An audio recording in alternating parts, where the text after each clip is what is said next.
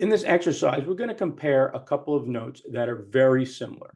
Right? Part of the similarity is number one, we're going to have to compare a note that's on the SPX, which is the S&P 500, versus the S&P 500 Futures Excess Return Index. So we're just going to call that the S&P, the Futures Index.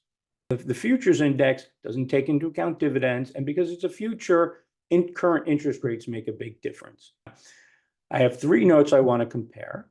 Right? They all have maturity of 5 years. One's going to be on the S&P 500, and two are going to be on the Futures Index. One of the Futures Index is going to be principal protected 100% and guaranteed by the FDIC. The thing that differs between all three notes are the participation multiplier. Now, the participation multiplier on the S&P 500 note is 1.045. The Futures Index, that's not principal protected, has a multiplier of 1.9925, which is almost 2. And the principal protected note, where 100% principal is guaranteed, your multiplier is going to be 1.18, right? So we have vast differences, 105, 1.2, and 2.0 is your multipliers.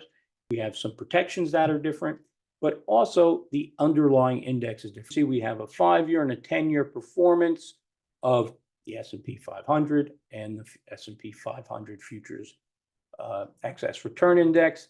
The table, you can actually see that the S&P 500 over 1 year, and this is for the year of 2024, has overperformed by 6%, and for 10 years, 12%. But overall, of a 5-year period, 10-year period, not so much a huge difference in terms of, well, we really want to own the S&P 500. But you got to remember, we're talking about owning them in a note and not owning them as individual indexes, right? And something to keep in mind is, well, I've been talking about lowering your volatility and the risk associated with the notes. Well, here's something that quantifies it. These numbers are the volatility, the annualized volatility of the excess return index and the S&P 500 differ by 0.1. And if the S&P 500 numbers are better returns than the index, futures index, and they have the same volatility, well, you would think, well, let's buy the S&P 500. Again, we're not buying the underlying index. We're buying them in notes, and we saw the terms of the notes. Here's an illustration of not just the three notes. We decided to just hold the index as well and earn the dividend on the index. Now, we know the index currently pays 1.8%. We pay that every year. We can see the orange line is the S&P 500 plus the dividends. Right?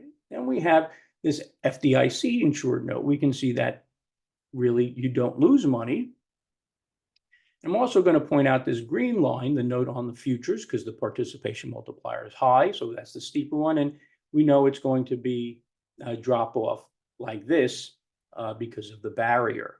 Note on the S&P 500. You still have that barrier protection, which, some people might say that's better than owning it outright. And you get a multiplier at 1.05. And you can actually see on the top side, it really struggles to beat the cash position, which earns the dividends. Historically, how have they performed? Why don't I take samples of every month for 5 years? So the average historical return of the S&P Excess Return Index returned just under 75%, whereas the S&P 500 with the dividends was almost 82%, which is consistent with what we saw on the tables that the SPX provided. Now, when we take the historical return of the note, we could see what we got to multiply it. This one by almost 2, and the FDIC note almost by 1.2. And how does that compare to the owning the cash with the dividends? Well, that's not a note. You're just earning just under 82%. So we could say almost 150%, almost 82%, almost 88%. And when we look at all those time periods, 100% of the time, the excess return note was the best one. And 2/3 of the time, the FDIC insured note did best. as opposed to just owning the one with the dividend. A good example of comparing the different variations of the underlying asset and showing how the note actually makes it more attractive.